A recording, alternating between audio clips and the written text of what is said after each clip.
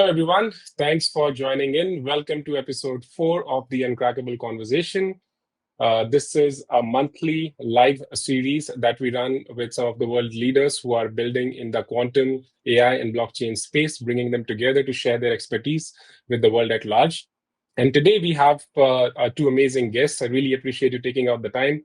Christian, the CTO from Abatis, and Aaron, who has worked a lot in the digital sovereignty space, worked closely with the governments in the Middle East and the rest of the world. So two different perspectives, one common topic, quantum cliff. Welcome, Christian. Welcome, Aaron. Thank you for joining us on the Uncrackable Conversation. Thanks, Kapil. Great to see you. Thank you, Kapil. Good to be here. It's a pleasure. But I think the best way to start would be if I can invite both of you one by one to share your extensive background. I don't think I can do justice to it. Starting with Aaron, we didn't get to speak backstage, but I must say that your new look, really amazing. We had the picture with the beard on. It's a Friday. So, pleasure to have you. It's a Friday look, yeah, sure. Where do I begin? Lifelong entrepreneur. I had my first exit in the digital media space at 17. Went on to set up a manufacturing company where we pioneered decentralized manufacturing in the clean tech space. Went on from there to launch a decentralized infrastructure company where we sort of restructured the way that project development happens, specifically in regards to sort of utility scale infrastructure in emerging markets that brought a lot of the stakeholders to the table and sort of empowered a lot more of the sovereignty of the nation. And then 2016 wrote a paper known as the Sovereign Development Partnership, which was a new methodology and framework for empowering sovereignty in these nations and redeveloping emerging and frontier nations, where a lot of these sort of World Bank, IMF frameworks let these countries down. So promoted that for a good few years as CEO of Zayed Energy and Water under the sponsorship of the UAE royal family. And now I'm back on the founder seat again with Maya, where we're sort of taking a lot of that work and digitizing it as a governance OS for these nation states and giving them sovereignty over their data and turning data essentially as an asset. Oh, that's very interesting. I'm sure we would talk a lot about that piece. Christian, if I can request you to share your background, please. Well, that's quite a resume to follow. I've been in cybersecurity for about 25 years now. Started off at PricewaterhouseCoopers, and I've always tried to be at the leading edge of endpoint security, which is why I'm still in the same space today. But I worked for a number of large organizations and interoperated with government, financial sectors, and oil and gas, usually high-value client base with such luminaries as BP, Chevron, and in the government space with the security services, GCHQ, MI5, and some work in America as well as a consultant with the Royal Household, the House of Parliament here in the UK. I've worked across the globe, so I've spent some time in the Far East, in Hong Kong, and in the Philippines and Singapore. But always try to keep sort of a narrow focus to keep some core competency in the area of cybersecurity as it does relate to cyber sovereignty these days, more and more importantly. So hopefully I'll be able to bring some insight from an endpoint perspective into how cyber sovereignty can be achieved. Very interesting. And I would like to bring to everybody's attention, Christian, what you're doing at Abatis also to make it practically impossible for somebody to hack into your system. You have built some really strong tools. So we would love to talk about that as well and connect them with data sovereignty. But really to kind of get the conversation going, I would love to start with you because of what you're building right now. Data, like essentially you are securing data, and which applies not just to enterprises but to nations at large as well. Let's go like really basic. Why is data so important, and why should it become like a national topic? I think it's really interesting. I think governments have really woken up to the value of data, especially like corporations like our US hyperscalers, who've essentially been monetizing a lot of this data and seeing the value these organizations have been able to sort of generate off the back of it. Whereas it's almost like you could say it's actually a bit of exploitation, actually, because we have no control, or they have no control or sovereignty of that data, you as a citizen and as a private citizen, as well as these nation states themselves. But when we start to sort of move into, and I think the blockchain AI space is opening up a different way that we look at the economy. To date, a lot of the economy was obviously built on the physical layer. And right now, the economy is divided between both the physical and the virtual layer, and more of that is going to move to the virtual layer. And across that, that's where sort of data sovereignty really lies. And most of my career has sort of been moving across sort of industry 1, 2, and 3, and now industry 4, and sort of empowering sovereignty at all of those levels, whether it be sort of the localization of capabilities in the manufacturing side of things, but more so now when we start looking at how data is going to be leveraged to sort of power this intelligence age. And I think there's an interesting speech. I think Howard Lutnick mentioned it from the US, but also J.D. Vance kind of echoed it as well, that they sort of have this goal to have the world built on America's tech stack. So when we start to think about sort of data sovereignty, like especially for what we're doing, we're providing sovereign OSs to these nation states.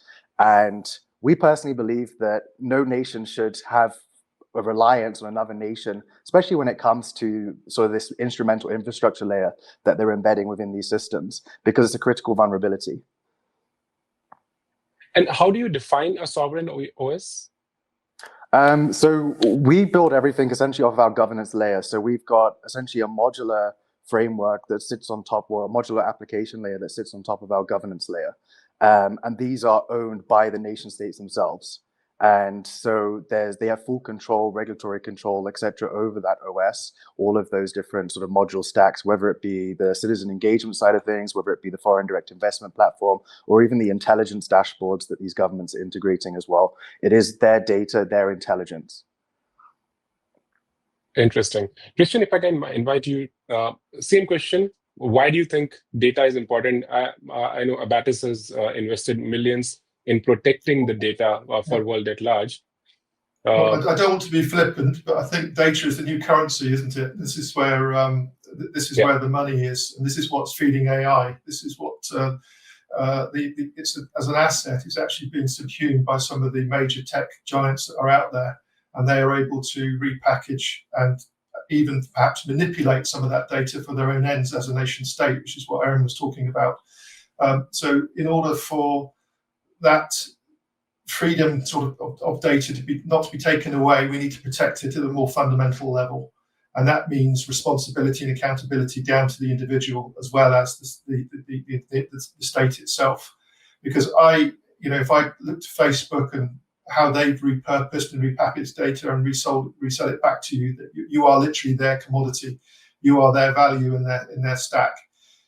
Your data is being used to create wealth, and whether you realize it or not, that is it's just an unfortunate outcome of social conditions today. And the data that is being used can be used against you as well as for you, and you have no real choice or agency in that matter. And I believe that work that Aaron's sounds like he's doing, I haven't heard it before, sounds incredibly interesting in wresting some of that control back, and perhaps maintaining some of the cultural differences across the globe so that we can remain independent and able to have our own values. And you mentioned a very interesting point that like classically the big tech giants are making money off the retail users' data. And that's precisely why the whole concept of Web3, blockchain, and crypto started becoming so famous. Aaron, do you think it has achieved its purpose? Do you think Web3 has achieved its purpose? Yeah. That's an interesting question. I think I'm a cypherpunk at heart. I've been in crypto for, I guess it's coming, I'm just going to show my age, but yeah, over a decade. And I got behind the very core thesis of that, which was kind of individual sovereignty. And I understand to essentially push a narrative and to gain traction, we essentially had to open up a very capitalistic element to the space in order to drive it to where it's got to today. And I would say, unfortunately, a lot of that thesis is it's just an echo in the background today. You've still got very core principles that are like sort of held by the Ethereum Foundation, etc. But I'm a big believer in protocols for sovereignty. But I would say that most of the protocols that have been developed today are really sort of focusing on a more Web 2 transactional based business model, rather than understanding that these are networks, and the best way to achieve network effects are through sort of developing a more scaled approach and developing partnership networks that expose essentially the way sort of HTML, etc., developed as a network-based layer. Most of what the space should have been a public good, if I'll be honest with you. But I think, look, as long as there's people that still bang the drum in the right direction, there is an opportunity to really empower the sovereignty and to maintain those true values again. It's just unfortunate now, like the thesis that sit behind Bitcoin. I think a lot of people that sort of got behind the initial narrative really didn't understand what they got behind. Didn't really understand the dynamics of the money marketplace and the economy, and pushed for things like ETFs, etc., which essentially like hand over control without understanding the way that banking licenses, etc., work, where you've essentially now allowed for sort of weaponization of the asset class. Got it. And talking about Bitcoin and money, Michael, welcome to the show. Perfect time to join in. We just started talking about money, and you're the money man on this panel today. Would love to welcome you, Michael, if you can start with a brief introduction about yourself. And just to give a context to the audience, the reason I refer to Michael as that is his extensive background as an investor, backing more than 80 projects in the space and helping startups see the complete journey. So, Michael, pleasure to have you. If I can just invite you to please start with an introduction for yourself, please. Thanks, Kapil. I'll keep it short because I'm coming here a bit late. But thanks for having me. Nice to meet you, Christian and Aaron. I'm Michael. I'm a serial entrepreneur and investor. Been focused on blockchain adoption since it started. Pretty much went down the rabbit hole in 11 and all in 2013, and been building businesses in the industry ever since. My core focus since 17 has been token offerings, incubate, accelerate, advise, invest. And get active with my portfolio companies, contribute to international expansion, generating revenue, onboarding users, accessing further capital, exiting, etc. So yeah, happy to participate. Great to meet you, Michael. Thank you. Thanks, Michael. So taking the whole discussion around data being the wealth, Christian, back to you. We touched upon how Web3 tried to kind of solve that problem, and we are still moving in that direction, but the sum and substance of everything comes down to security aspect of it, right? And hence, because data is the new currency, like you mentioned, the Web2 world tried to capitalize on data. The Web3 world entered to secure that and give the power back to the owners of data. But again, we are seeing the similar things, that you become the owner of data and then you get to monetize it. Ultimately, data is wealth. So securing that is the fundamental requirement that serves the primary purpose. How is Abatis doing it in the Web2 world primarily? Christian, you have some tier 1 enterprise clients working with the government as well, and now you have started looking at the Web3 side of things as well. Would love to understand from you, how have you seen securing data and making the enterprises ecosystems unhackable? How does that look like? We take a slightly different approach to security from an EDR or endpoint defense perspective. Used to be known as antivirus and anti-malware. Now it's a mixture of EDR and XDR. And all that is predicated on a detect, respond, and mitigate approach. So that approach always requires a victim. Somebody has to be infected before you understand the new threat vector or the new methodology that the attacker is employing. Now, we know in terms of cyber sovereignty that nation states are involved in this, along with organized crime, ransomware groups, and some of which are highly sophisticated. So how do you defend against social engineering techniques whereby there's a lot of investment gone in by the attacker to get to the individual who has admin rights over a network? So a lot of values expended by the attackers to break in, and they'll go to a lot of effort, and they will take a great deal of time to either coerce somebody or manipulate them into doing something foolish. And that can extend from these sophisticated attacks down to the very simple ones where you go to a website and it's a watering hole, and you just bring down an infection, or you're convinced to open a PDF which has got embedded within it malware. And email is still, sadly, the main threat vector to get into enterprise and government. So a lot of effort is spent on trying to defend against the SMTP protocol, which is what email is predicated on. So there's an enormous amount going on, a lot of different methods, a lot of different approaches, a lot of weaknesses in the system where everything has to interoperate because it's on the standard protocol IP. So you now have legacy systems, you've got legacy OS that runs in operational technology that needs to talk to modern IT. And so there are a myriad of attack surfaces. And then you can add into that supply chain. So SolarWinds attack back in 2019 was a signed update that came from a trusted vendor that slid into the federal government and unnoticed by them, and the bad guys were inside the networks for over 2 years. So where on earth do you start with protection with that kaleidoscope of threat and the myriad of different approaches to try and break in? Well, we believe you can only do it in one place successfully, and that's in the kernel of the computer.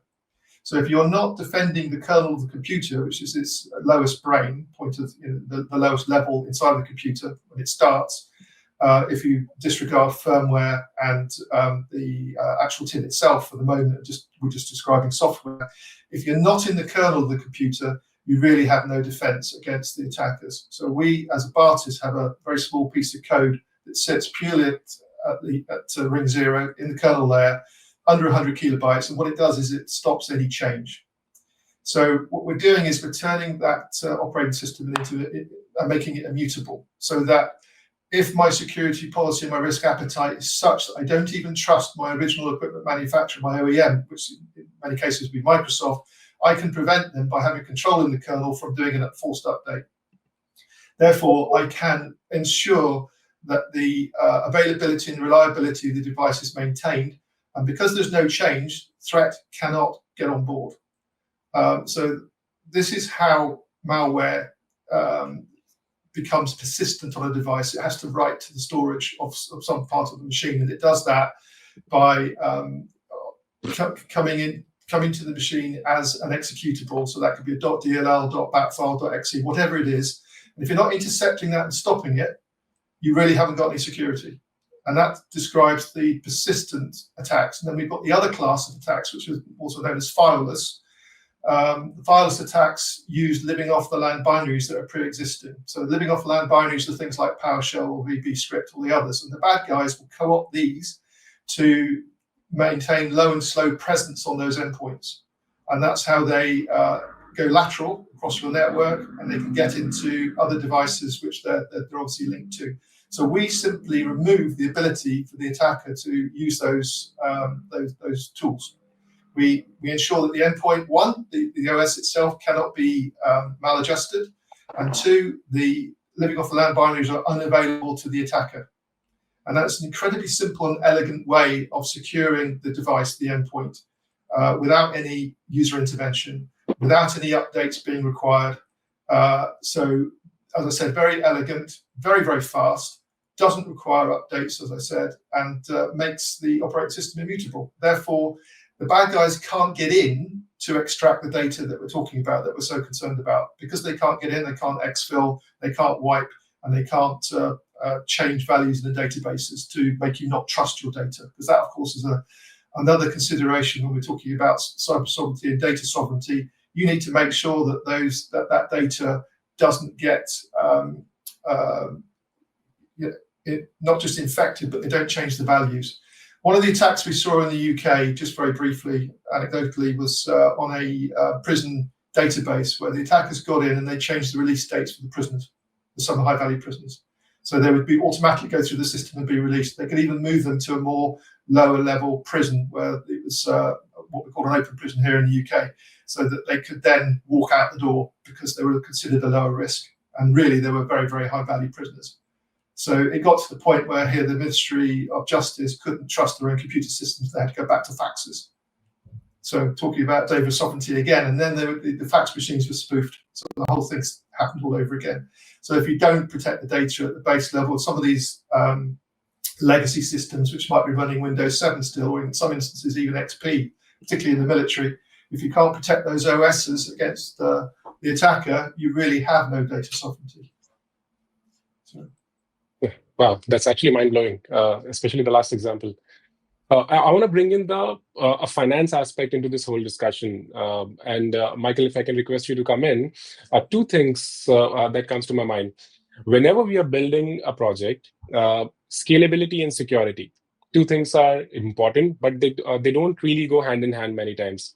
A friend of mine who's building in the cybersecurity space, whenever he's on the stage, he speaks one thing very loudly: security is not sexy. That's why most of the people don't pay attention to it early on. And when it comes to investments, scalability is what draws the most amount of attention. And after that, you start paying attention to security. But actually, if you see, without security, there is no sustainable, scalable solution that you can build.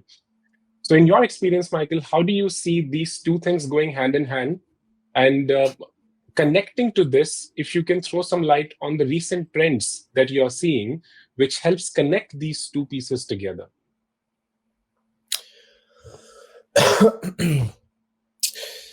Definitely hand in hand. I would say I would agree. Security is overlooked in early innings because it's less sexy and has less value in early innings. There's oftentimes certainly fewer users, less impact to security, but is definitely does not get easier to bring in security best practices as a company is scaling up, nor is there as much time to build in best security practices. So certainly they go hand in hand. With regards to trends that I'm seeing, probably the biggest with security, at least that I am familiar with and see and hear people talking about, is the quantum threat. Q Day is coming. We don't know when. Blockchains are preparing for that with various quantum resistant infrastructure. Sure, you're familiar with that at Quranium. There's a number of options or of ways that blockchain networks are looking to solve the quantum challenge, let's say. But I don't see banks or fintechs taking it as seriously as I think they should. They have more scalability than blockchains, as in they're bigger, with more risk, larger honeypots, and there's not a big quantum strategy in the big banks and fintechs. Certainly easier to build from scratch. Even the established protocols for them to bring in quantum resistant infrastructure natively would require hard forks. So we'll need to see how it plays out. So when you say that, where do you see the capital flow sentiment, if I can use that word, moving? Appreciating the ground up development of quantum secure solutions, or paying more importance and more credibility being given to existing infrastructures having the ability to move to quantum security? Which size weighs more, in your opinion? Well, existing solutions, as in established solutions, I think for them to build in quantum natively is challenging or not possible unless blockchain networks hard fork or established finance infrastructure rebuilds. I think you have to build quantum resistance from the ground up.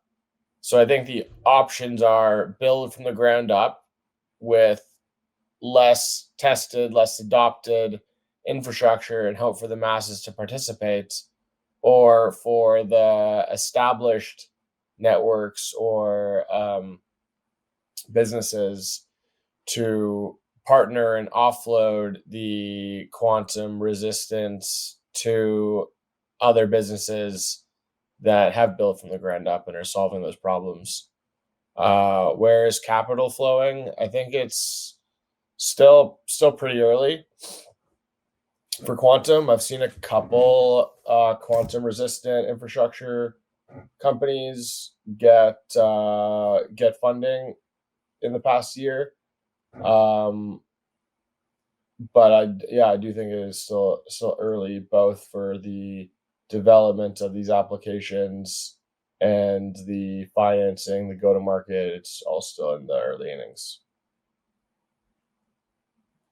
Interesting. And Aaron, any thoughts on this piece? Yeah, I think I would echo what Michael's saying. I think if you look at your more established protocols, it's kind of that idea of decentralization versus centralization. And like this threat of quantum wasn't there when obviously like the narrative of Bitcoin developed and the narrative of Ethereum developed. And they've reached this point of decentralization to actually get to a point where they've got to sort of deliberate and execute on a proposal is a lot more tedious and timely, as opposed to, let's say, an L1 or like yourselves, for example, that are building from the ground up, who are centralized and able to sort of make quicker decisions on exactly what should be happening. But it's the kind of same when you sort of elevate the fractal to sort of governments, yeah? Sort of a democracy versus an autocracy. Much easier for an autocracy to execute on a decision than a democracy.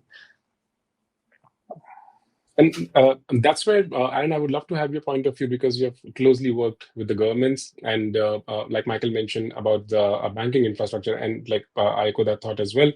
But the other way to look at it as well is these banks now trying to experiment or start to experiment with private blockchains for cross-border payment settlements. These are some of the use cases that are becoming more and more popular, and this is where like literally tier 1 and M0 transactions are happening, billions of dollars being moved. Now, when we are talking about these kind of use cases, governments getting involved and big banks are getting involved into this space, this is like literally very sensitive areas, as sensitive as what Christian you mentioned about if you are able to modify prison data, that's like literally a threat to the entire society. But the second threat that we see is if the money does not move securely. In that space, Aaron, what has been your experience? What are some of the trends that you are noticing around paying importance to the movement of funds, specifically by governments, by big banks? I think firstly, like you've got to sort of dial it back. Like obviously the cybersecurity elements there, but right now a lot of that cybersecurity elements kind of outsourced. Where a government's currently storing the data is one of like the critical components of it. So a lot of the cybersecurity elements aren't even in their remit. So if you look at the digital transformations of banks and even like nation states, for example, you've got nation states, I think only 20% of nation states have some sort of digital transformation execution that's in line with the United Nations. Banks are super bureaucratic, I think. Obviously, you've got some experimentation with like XRP. You had R3, was probably one of the earliest projects to work with the banks from sort of tokenization of gold. But what I'm seeing right now is very much a focus. You kind of have this movement, if I just zoom out a little bit, from globalization towards nationalism is what we're moving towards, but even more so towards mercantilism. And that exists very much at a nation state, but also on a more localized on an organization side of things, where they want to take containment of their data and security.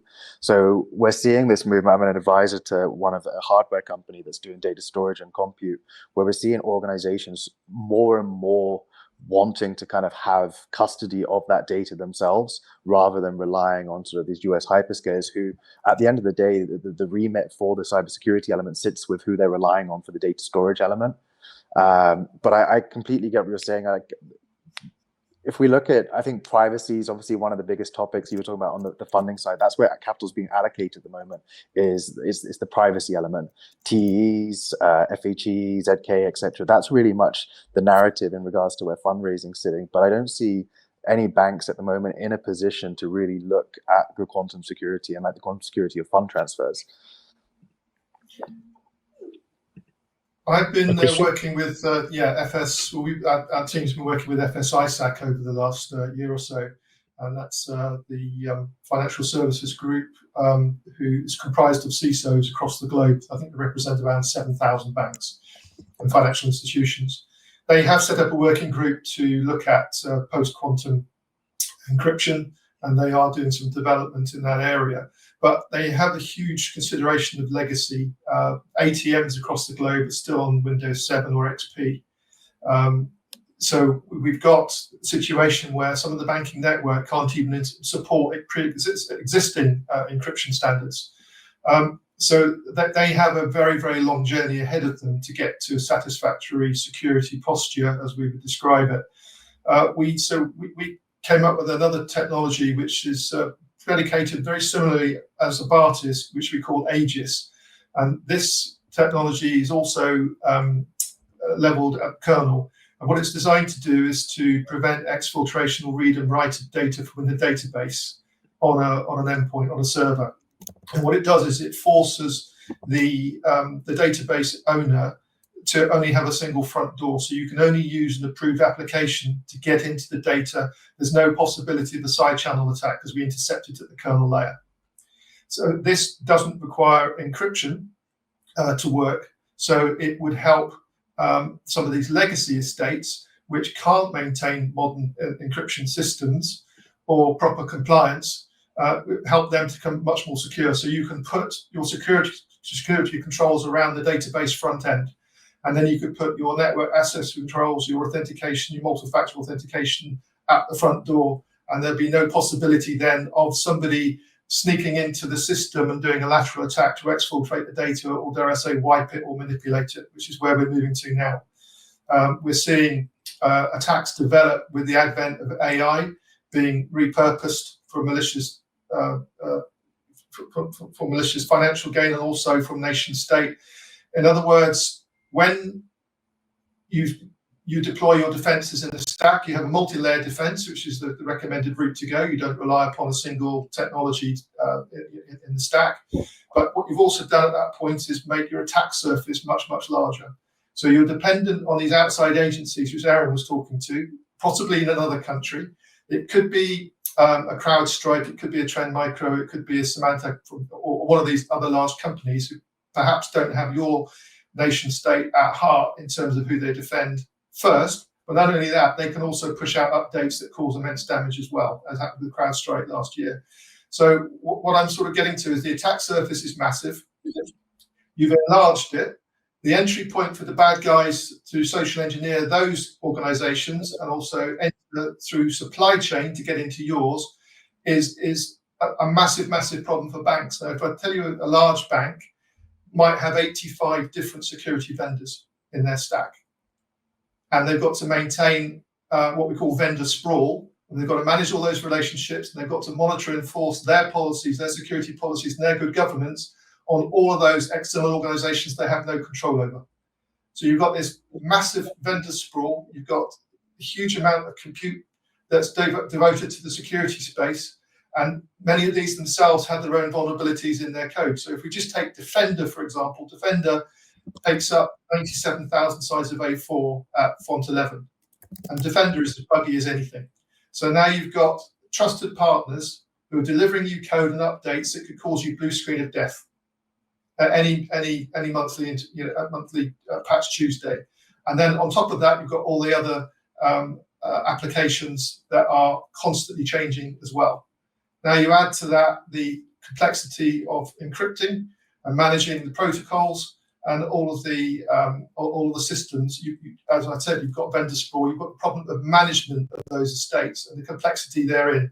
And that's where a lot of the problems come. Not so much sometimes from the attackers themselves, but somebody goofing something up with inside a network, changing a setting and bringing down a network. And we see banks here in the UK are going down constantly. We see that a lot of them have outsourced to third parties such as Azure or AWS, and they're relying on these hyper scalers, as Aaron was talking to. Now, how do you provide assurance back to your community that the hyperscaler isn't going to make a mistake? You've literally lost control of your estate, right? And this is what Web3 should be bringing back, a higher degree of control. That's what the aspiration should be, so that we can take some responsibility and accountability and have some skin in the game, whereby we're not, we haven't lost control to these major third parties, which are influenced. Geopolitics is a huge consideration here as well. What if a nation state government has a change and it wants to turn off your banking system? What can you do? You've got a black swan event. You've got no chance of recovering from it. and you're back to the Stone Age. And this is what the nation-state attackers are doing. They're getting into the very fabric of society, and they want to exercise control. And the cheapest and easiest way to do that is not a kinetic attack, it's a cyber attack. So this is what the real fear, particularly in America, over some of the Chinese activity with Volt Typhoon and Salt Typhoon most recently. These are the things that need to be considered and protected against, because the rationale for the attacker is this is very cheap. It's very hard to have attribution. It's very hard to defend against because you've got this myriad of systems and complexity of multiple vendors and so many different routes in. Back to the kernel again, you've got to take responsibility and try and get to the lowest level in the computing stack to apply your defenses, because that's the only real way, we believe, to do that. With the Aegis technology, that again, as I said, is at the kernel level. Therefore, if someone's trying to exfil your data, we'll stop it, see it, report upon it in near real time, and then you've got some actionable intelligence that you can do something with, without all the false positives associated with the detect, respond, mitigate methodology that has been dominant today. What I mean by that is all the monitoring that goes on from the security stack creates a vast amount of logs. And hidden in those logs will be a security event. You can be sure of that because of the number of companies that are being successfully attacked. So we know the attacks are real, they're going on, but the plethora of logs that are being gathered hide the actual security event as it occurs. So you're amassing all this data, you're storing it for years, you're damaging the economy, and you're no doubt damaging the earth through consuming all of this resource that you don't need to consume in terms of log storage and everything else. You've then got to go through all those logs in a retrospective manner to try and find the needle in the haystack that represents the threat. And then in amongst all of that, you've got a ton of false positives as well. So the SOC analysts in the SOCs, the secure operating center that sit next to the NOC, are running around with their hair on fire, and they're firefighting all the time, and they're looking for something that may or may not be there. So we believe it's better to do the security in a different way and purely report on actual security events as they occur, which is a much more efficient model. We're not saying that you shouldn't take away everything else in the security stack, but there is a better methodology to protect our data. And by getting control over the operating system and the databases, you deliver that cyber sovereignty and that data sovereignty that we've been talking about. And we think it can be done, but it's something that we're trying to promote and push out there to explain to people that detect, respond, mitigate requires a victim. And we think there's a better way of doing it. It's a better methodology while living alongside some of those other functions. You know, there's a lot to be done in the security world. There's a lot of legacy out there that needs to be protected.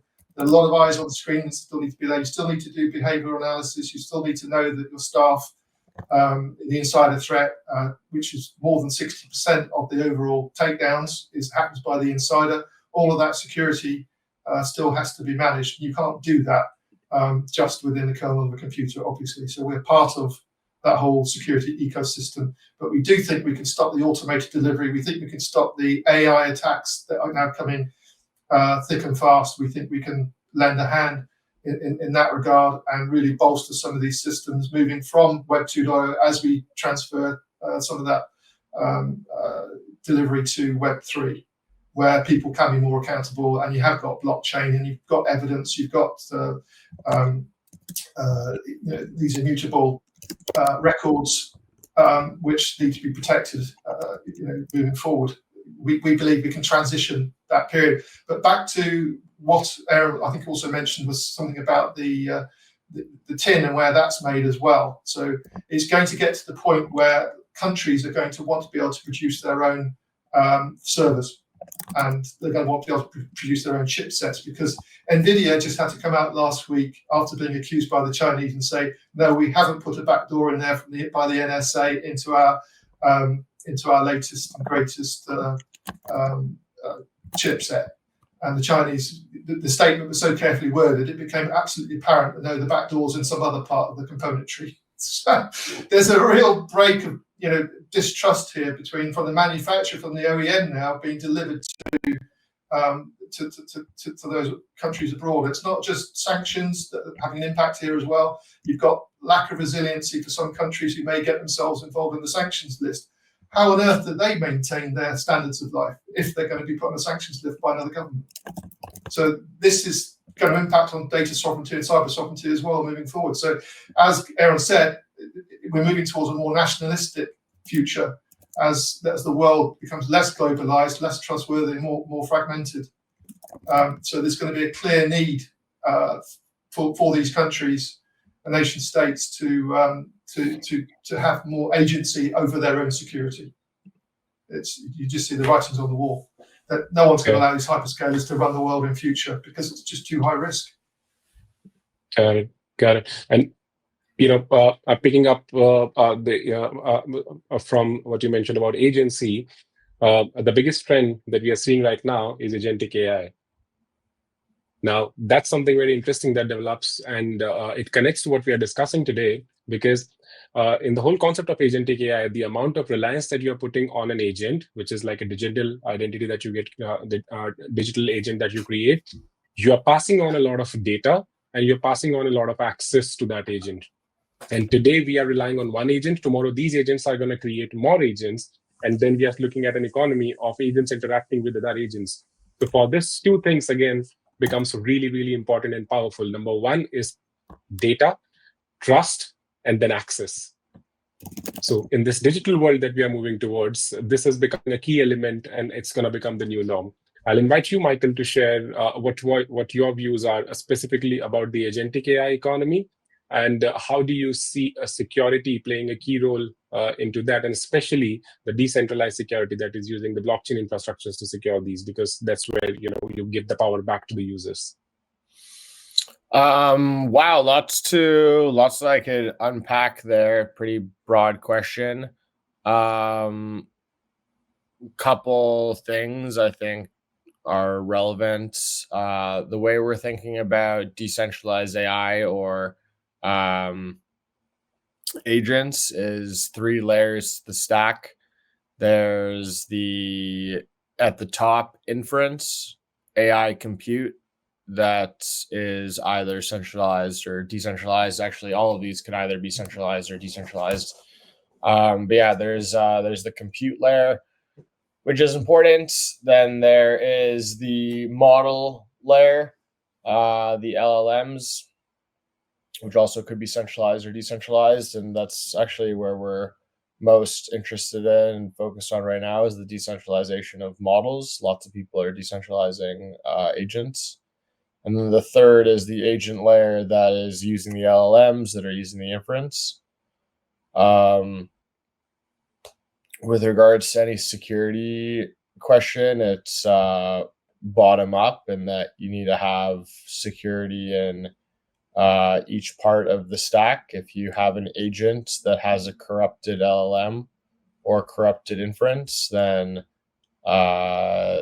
your agent could be at risk. And if you have a model that is corrupted by inference, then same things. There's got to be security through the entire stack.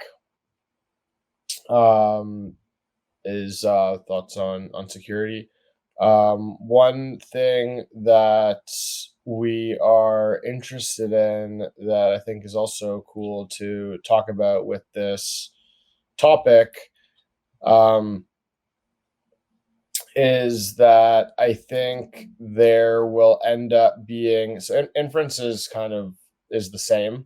There will be increasing businesses that provide arbitrary opportunities for businesses to get inference, as there's increasing demand for compute power inference, and it is probably continues to be increasingly tied up with big businesses that want as much as they can get. Makes it more difficult for earlier stage businesses.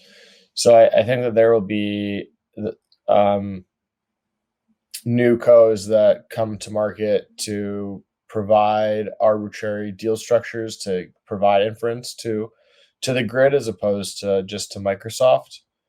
I think that increasingly businesses will open source their models, big and small, where a big business like, for example, Nike, or obviously, the OpenAI's building LLMs, will have public LLMs for the masses. They'll have private LLMs for their specific businesses. Using Nike as an example, they'll have a LLM for that they add with their proprietary data. They don't want public. They can ask with the data they have from, for example, Reebok, what they expect that Reebok's next campaign is going to be. Based on that, they can ask, okay, now if we assume Reebok's campaign is going to be this, how should Nike position itself, etc. I think Nike will also release promotional LLMs that are hyper-focused on specific use cases, like, for example, as fun or viral as an LLM that is the best LLM at making penguin pictures with shoes. You could ask ChatGPT or Gemini to make a picture of a penguin wearing shoes, but if you ask ChatGPT or Gemini, firstly, it's not focused on penguins wearing shoes, so the result you get back might not be optimized to an LLM that is hyper focused on penguins wearing shoes. And if, for example, Nike partners with Pengu on this LLM release, then the penguins are pudgies and they're wearing Nike shoes. And if they create the best LLM for penguins wearing shoes, then as people want to create content of as granular use case as penguins wearing shoes, or pudgy people wanting to get, I think that kind of thing is likely to pick up in marketing and enterprises having their private LLMs, but also public LLMs that have arbitrary data functionality that are best in the world at as specific things as penguins wearing shoes. And then on the agent side, I envision that we end up with cities of agents. I think the future of the internet, actually, what I refer to as Web 4, is network states built on top of networks that are AI native and immersive. I think that agents are going to increasingly become, now they're largely used by single individuals with an agent or some agents. Over time, we'll end up with networks of agents collaborating with networks of agents, with the creators just managing networks of agents and reputation scores of agents. Starts to get pretty big. Is this when the penguins take over, Michael? Don't know why. I think that there will be agents for penguins, so you might be talking to an agent that is whose identity is a penguin wearing a shoe, with an LLM created as a joint venture between Pudgy and Nike. That I bet there's probably, that would actually be a desirable anonymous identity.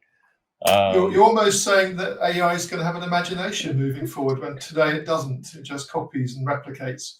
I think AI has an imagination to some capacity now, but increasingly I think AI will be sentient, and certainly the humans that manage the agents, if same as how people have quote unquote physical flexes like wearing a watch or driving a nice car.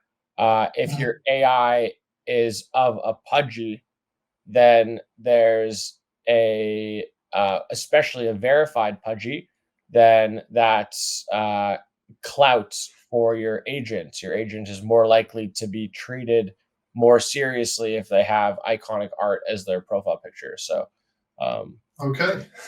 Can I tell you how we're integrating AI into our security stack? Because with our Bartus 3.0,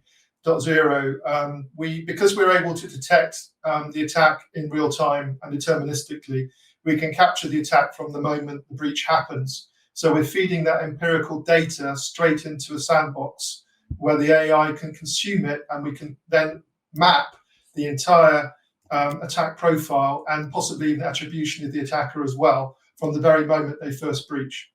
And because we're feeding the AI empirical data, it's not going to what they call hallucinate so readily as some, or create errors as so many of the current AI defenses do. Because one of the problems by deploying AI in the security stack is that it makes mistakes. And sometimes because of the changing from ChatGPT 4 to 5, there's some variance in the output. And the variance might include something like making my human happy. So it will start to create instances of a security event that never existed in the first place. So you've now got the SOC analyst chasing ghosts in the system created by the AI itself. So our approach is to feed it empirical data so that we can have the agent, the AI agent, not a generative AI, which is all encompassing, but something that's focused and very narrow, which would go into the fabric of the smart city that Michael's talking about, because you'd have AI-centric agents that are focused on security and nothing else. Therefore, they will be best at what they deliver. And then you can intertwine that into the other AI agents that perhaps have different functions. So the best AI, I think, use cases we see today are in the medical world, where you can do protein folding and you can do really abstract stuff, but it does it extremely well because it's trained on specific data sets that are known to be true. The problem with feeding an AI from the internet is what you put in is what you get out. This is why they're so error prone. So if we can wind it back a little bit and have specific IA agents that are crafted for a specific task, rather than the general agent that's supposed to know everything, I think we'll have a successful period, because the technology is immensely valuable. But the LLMs we have today, and from a security perspective, I'm using them all the time. The amount of rubbish that comes back is frightening. It's only because I'm a security expert I can detect when it's talking nonsense. And a lot of people who are coming through are relying upon this data response and so on, and thinking that what they're getting is true and correct. There are going to be a lot of mistakes made. That's what I'm saying. Okay. Thank you, Christian. And I think this has been a very interesting conversation. From prisons to penguins, we have really covered a lot of ground.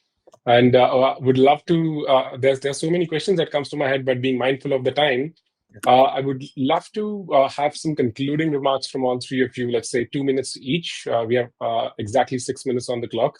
So if I can request, starting with Darren, your concluding remarks, please, 2 minutes. Yeah, no, thank you anyway, Kapil. I think it's an important point to raise, and it definitely becomes more and more important as we start to sort of push further into sort of digital transformation and move into this intelligence age. I think the first steps are everything is just getting sovereignty of that data first and securing it at that level, and building a stack from there. And it's layered. Once you've got custody of the data, you have control of the data, and then you can secure it yourself. And having a lot more agency over that is going to be one of the most important things. But yeah, thanks for having me. It was an absolute pleasure, Aaron. Thank you so much for taking out the time. Michael, if I can request you, your concluding remarks, please. Yeah, thanks, Kapil, Christian, and Aaron, for the conversation. Great to chat. I think more people should be considering the quantum and security risks as blockchain networks scale up. And yeah, good stuff. Thank you, Michael. I appreciate your time. Christian? Yeah, thanks for joining the conversation, Aaron and Michael. I've enjoyed it. And obviously Kapil. What I would say is, with Web3, we've still got a foot in Web 2. So we need to look after and extend the security as best we can to the past as well as the future. It's really important to not forget and try and build the foundations that Aaron's talking about, to get control over the estates, to get control over the data where it sits. And that might mean that you bring it back from the cloud providers, the hyperscalers, and you bring it back onto your territory, and therefore you can manage it. Having it all out there and spread across the globe is probably not very sensible moving forward, given the nature of the attacks that we're seeing today, the data scraping, the fact that you can download or exfiltrate data now that's encrypted. You can quite possibly hack it later as Q day arrives. So the data you think is secure today may not be secure too far into the future. So we've got to start to look after the foundational stuff as well. That's all I'll say. We need to look back as well as forwards. Absolutely. Thank you so much, gentlemen. Christian, Aaron, Michael, for your time. And a big thanks to our media partner, Bitcoin.com. Thanks to their help, this webinar will reach more than 10 million users across the globe. So I really appreciate your time. I learned a lot in this conversation. I'm sure our viewers are going to learn a lot too. And I really appreciate your time. Thank you very much. And this was the Uncrackable Conversation, episode 4. See you all in the next episode.